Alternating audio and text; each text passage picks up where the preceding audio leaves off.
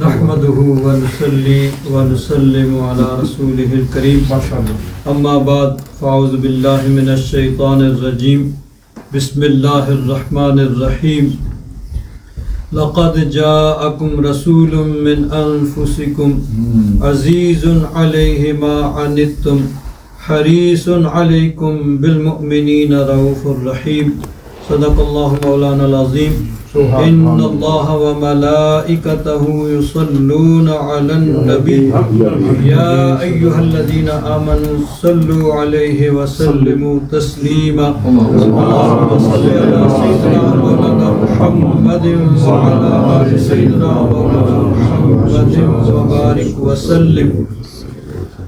حضرات محترم، ماہ مبارکہ ربیع الاول شریف کی بہار ہے. ہر طرف سبحان اللہ غلام اپنے آقا کی بارگاہ میں عقیدت کے پھول پیش کر رہے ہیں. کیا بات ہے شاہ صاحب، بہت ماشاء اللہ. آج قاری صاحب کی تقریر میں وہ جوبن نظر آ رہا تھا کہ اگر مولانا عبدالغفار صاحب ہاتھ نہ پکڑتے تو شاید یہ یعنی بیان جاری رہتا. اللہ تبارک و تعالیٰ قاری صاحب کو سلامت رکھے. بے شک ماشاء اللہ. قاری صاحب کا بیان آپ نے سنا، حضرت مولانا عبدالغفار صاحب کا بیان سنا. ربیع الاول شریف یہ ایسا موضوع ہے جی ہاں کہ بعض اوقات انسان یہ سوچ میں پڑ جاتا ہے کہ کیا بیان کروں اور کیا چھوڑوں. اتنا وسیع یہ موضوع ہے. تو میں مولانا عبدالغفار صاحب کی بات کو تھوڑا سا آگے بڑھاؤں گا تاکہ مختصر وقت میں بیان ختم ہو جائے. حضرت مولانا عبدالغفار صاحب نے بیان فرمایا کہ صحابہ کرام رضوان اللہ تعالی علیہم اجمعین نبی کریم صلی اللہ علیہ وسلم سے بے مثال محبت کرتے تھے. ایسی محبت کہ جس کی مثال پیش نہیں کی جا سکتی، اور اس کی گواہی صرف اپنوں نے نہیں. جس طرح انہوں نے بیان کیا کہ حضرت ابو سفیان وہ اس وقت کافر تھے، ابھی مسلمان بعد میں ہوئے فتح مکہ کے موقع پہ، لیکن کافر تھے. لیکن اس وقت انہوں نے گواہی دی کہ جیسے نبی کریم صلی اللہ علیہ وسلم کے صحابہ حضور سے محبت کرتے ہیں ایسی محبت کبھی نہیں دیکھی. میں اس کی ایک اور مثال بخاری شریف سے پیش کروں گا.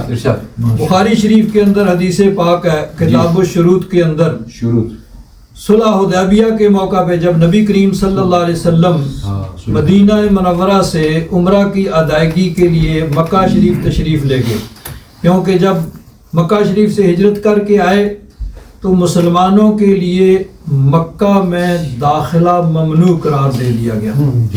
کوئی مسلمان حج عمرے کے لیے نہیں جا سکتا تھا. 6 سال گزر گئے. صحابہ کرام رضوان اللہ تعالیٰ علیہم اجمعین جو مہاجرین جن کی پیدائش مکہ میں ہوئی، صبح شام بیت اللہ شریف کی زیارت کرتے، جب چاہا طواف کیا، جب چاہا عمرہ کیا، چاہیں تو ہر سال حج کریں. اب 6 سال ہو گئے وہ مکہ شریف نہیں جا سکتے تھے، بیت اللہ شریف کی زیارت نہیں کر سکتے تھے، طواف نہیں کر سکتے تھے، عمرہ نہیں کر سکتے تھے، حج نہیں کر سکتے تھے. 6 سال ہجرت کے 6 سال سیسدے یار ٹھیک ہے نا، تو سیسدے یار 6 سال نبی کریم صلی اللہ علیہ وسلم نے خواب دیکھا کہ طواف کر رہے ہیں خانہ کعبہ کا، اور نبی کی خواب وحی الہی ہوتی ہے. اللہ تعالیٰ کی طرف سے غیبی اشارہ پا کے حضور نے اعلان فرمایا. صحابہ کرام کے دل بھی مچل گئے. تیاری کی 1500 صحابہ کرام کے ساتھ نبی کریم صلی اللہ علیہ وسلم احرام باندھ کے ساتھ قربانی کے جانور لے کے چلتے چلتے مکہ شریف کے قریب پہنچ گئے. حدیبیہ بالکل حدود حرم کے اوپر واقع ہے، کچھ حصہ اس کا حرم کے اندر ہے. آگے سے کافروں نے کہا بھائی نہیں، آپ لوگ مکہ میں نہیں آ سکتے، آپ کو داخلے کی اجازت نہیں ہے، آپ کے لیے بین ہے مکہ میں انٹری. وہاں پہ حضور نے قیام فرمایا. اب بات چیت ہو رہی ہے، ادھر سے جا رہے ہیں بات چیت کرنے کے لیے، ادھر سے آ رہے ہیں.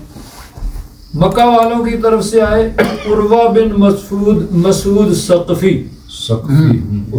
یہ ابھی اس وقت مسلمان نہیں ہوئے تھے، یہ بھی فتح مکہ کے موقع پہ مسلمان ہوئے. تو یہ ابھی کافر تھے اور کافروں کی طرف سے سفیر بن کے آئے. جی एम्बेसडर उनकी तरफ से बातचीत करने के लिए। बेशक तो आके उन्होंने बातचीत की, हुजूर ने फरमाया भाई देखो हम उम्रा करने के लिए आए हैं। उन्होंने कहा ठीक है जी आपकी बात मान लेते हैं, आपने राम बांधा हुआ है, कुर्बानी के जानवर साथ हैं, लेकिन आप मक्का में जाएंगे कोई आदमी शरारत कर देगा, लड़ाई शुरू हो जाएगी तो फिर रुकना मुश्किल हो जाएगा, इसलिए आप इस साल उम्रा ना करें, अगले साल आ जाए उम्रा कर लें। ये एग्रीमेंट हो गया वहाँ पे, ठीक है भाई हम बगैर उम्रा किए वापस चले जाते हैं, आइंदा साल आएंगे उम्रा करेंगे। अब उर्वा बिन मसूद सकफी वो वापस जाते हैं और अपने तासरात बयान करते हैं कि जो कुछ उन्होंने देखा। वो कहते हैं ऐ मेरी कौम, देखो मैं ये कोई फर्स्ट टाइम नहीं है कि मैं सफीर बन के गया हूँ, मैं डेलीगेशन लेके बड़े बड़े बादशाहों के पास, कैसर और किसरा के पास, यानी कैसर जो था रूम का बादशाह था और किसरा ईरान का बादशाह था। ईरान और रूम दो सुपर पावर थी उस वक्त, सुपर पावर बेशक। तो इन दो सुपर पावर के बादशाह, तो उन्होंने कहा मैं नजाशी के पास डेलीगेशन लेके गया हूँ, कैसर के पास गया हूँ, किसरा के पास, रूम के बादशाह, ईरान के बादशाह के पास गया हूँ, जिनके दरबार का स्पेशल प्रोटोकॉल होता है। एक आदमी की ड्यूटी है 2 घंटे उसने यहाँ खड़े 2 घंटे उसने हिलना नहीं है, कोई उधर खड़ा है कोई इस तरह, हटो बचो, ये सारे उनके यानी बादशाह के दरबार के प्रोटोकॉल होते हैं। लेकिन वो कहते हैं कि जिस तरह ये वही बात है जिस तरह अबू सुफियान ने कहा था ना, वो काफिर थे उस वक्त, मुसलमान नहीं हुए थे, लेकिन उन्होंने तारीखी बात की थी। तो यहाँ उर्वा बिन मसूद भी तारीखी बात कहते हैं। वो कहते हैं कि बड़े बड़े बादशाहों के दरबार में गया हूँ, लेकिन जो अदब मोहम्मद सल्लल्लाहु अलैहि वसल्लम के सहाबा उनका करते हैं मैंने किसी दरबार में नहीं देखा, किसी बादशाह का वो अदब नहीं देखा है। वो कहते हैं कि अगर हुजूर वुजू करते हैं ना, वुजू, तो वुजू का ये पानी जो होता है गुसाला ये नीचे गिरता है, तो वो कहते हैं उनके सहाबा उस पानी को नीचे नहीं गिरने देते, वो उसको अपने हाथों पे लेके अपने चेहरों पे मल लेते हैं। और अगर किसी को वो पानी नहीं मिलता है तो वो अपने साथी के हाथ के साथ, गीले हाथ के साथ यूं रगड़ के उसको अपने चेहरे पे मल लेता है, कुछ तो बरकत मिलेगी। तो वो कहते हैं जो मैंने अदब हुजूर के दरबार का देखा है, सहाबाए किराम जो अदब करते हैं मैंने किसी को वो अदब करते हुए नहीं देखा है। सहाबाए किराम इस तरह नबी करीम सल्लल्लाहु अलैहि वसल्लम का अदब करते थे। और वो कहते हैं कि अगर हुजूर किसी बात का हुक्म देते हैं तो वो दौड़ते हैं, एक दूसरे से आगे बढ़ने की कोशिश करते हैं उस पर अमल करने के लिए। तो नबी करीम सल्लल्लाहु अलैहि वसल्लम का बेमिसाल अदब सहाबाए किराम ने किया, तारीख उसकी मिसाल नहीं पेश कर सकती। लेकिन यहाँ एक और बात याद रखें, नबी करीम सल्लल्लाहु अलैहि वसल्लम ने हमेशा आजिज़ी और इनकिसारी का मुजाहरा किया है। क्या कहेंगे डच में आजिज़ी और इनकिसारी? नहीं, हुजूर ने हमेशा आजिज़ी की है, इनकिसारी की, हत्ता के नबी करीम सल्लल्लाहु अलैहि वसल्लम तशरीफ लाते, सहाबाए किराम अदब के लिए उठते तो हुजूर मना फरमाते, भाई नहीं बैठे रहो, उठने की जरूरत नहीं है।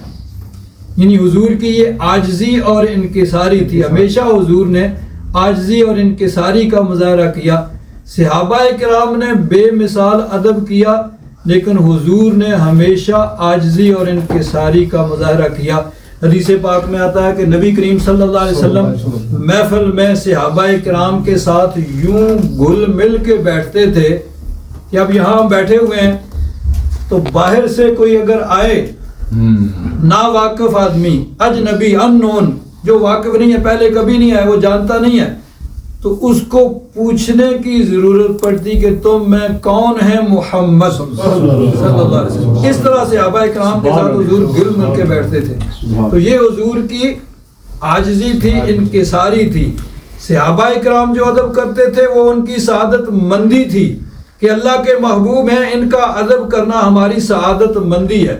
लेकिन नबी करीम सल्लल्लाहु अलैहि वसल्लम की सुन्नत मुबारक, हुजूर की सीरत मुबारक ये है कि हुजूर ने हमेशा आजिज़ी और इनकिसारी का मुजाहरा किया। बुखारी शरीफ की हदीस पाक है, हज्जतुल विदा के मौका पे हुजूर جب تشریف لائے طواف زیارت کیا. طواف زیارت کے بعد حضور سقایا پہ آئے. سقایا یعنی جہاں پہ حاجیوں کو پانی پلایا جاتا تھا. آج بھی وہاں 2 ڈپارٹمنٹ ہیں, ایک نظافہ اور ایک سقایا. نظافہ سخون عید جو صفائی کرتے ہیں یہ ایک ڈپارٹمنٹ ہے, اور ایک سقایا وہ جو پانی پلاتے ہیں وہاں پہ. تو اس وقت بھی مکہ میں یہ ایک بہت بڑا عہدہ تھا, ایک پوسٹ تھی جو کسی خاص آدمی کو ملتی تھی حاجیوں کو پانی پلانے کے لیے, اور یہ حضور کے چچا حضرت عباس کے پاس تھی. ان کی ذمہ داری تھی حاجیوں کو پانی پلانے کی. تو وہ پانی پلا رہے ہیں, کوئی بڑا سا برتن تھا, اس برتن میں انہوں نے پانی ڈالا ہوا تھا اور گلاس میں ڈال کے وہ حاجیوں کو پلا رہے ہیں. نبی کریم صلی اللہ علیہ وسلم تشریف لائے تو حضور نے فرمایا چچا مجھے بھی پانی پلاؤ. تو حضرت عباس نے اپنے بیٹے فضل سے کہا کو فضل دوڑ کے جاؤ گھر سے حضور کے لیے وہاں سے پانی لاؤ. یہ برتن ہے اور اسی برتن میں گلاس میں اسی کپ میں سبھی لوگ پی رہے ہیں. تو انہوں نے ادب کے خلاف سمجھا کہ اسی میں حضور بھی پیئے. انہوں نے اپنے بیٹے کو کہا بھاگ کے جاؤ گھر سے پانی لے کے آؤ. کیا بات ہے. تو حضور نے فرمایا نہیں چچا ادھر سے ہی پلاؤ, یہیں سے پلاؤ جس میں سے سب پی رہے ہیں اور جس برتن میں سبھی پی رہے ہیں. آج دیکھیں کرونے نے ویسے یہ بیڑا گرک کر دیا ہے, ورنہ یہ برتن میں کچھ نہیں ہوتا. ایک برتن میں کسی نے پانی پیا ہے تو دوسرا اس سے پی لے تو کچھ نہیں ہوتا.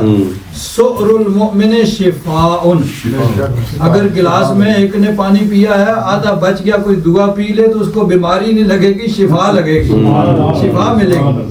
تو حضور نے فرمایا ادھر سے ہی پلاؤ. پھر حضرت عباس عرض کرتے ہیں حضور لوگ اس میں ہاتھ ڈالتے ہیں پانی میں.